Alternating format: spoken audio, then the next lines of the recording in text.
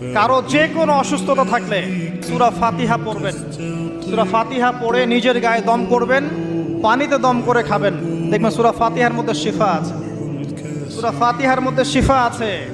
এই সূরা আরেকটা নাম হচ্ছে আয়াত। কারো যে কোনো অসুস্থতা থাকলে সূরা ফাতিহা পড়বেন। সূরা ফাতিহা পড়ে নিজের গায়ে দম করবেন, পানিতে দম করে খাবেন।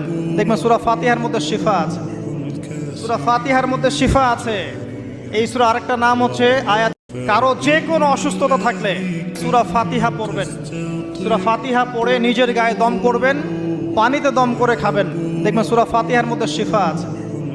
সূরা ফাতিহার মধ্যে শিফা আছে। এই সূরা আরেকটা নাম হচ্ছে আয়াত। কারো যে কোনো অসুস্থতা থাকলে সূরা ফাতিহা পড়বেন। সূরা ফাতিহা পড়ে নিজের গায়ে দম করবেন, পানিতে দম করে খাবেন।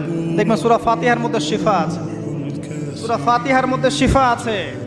এই সূরা আরেকটা নাম হচ্ছে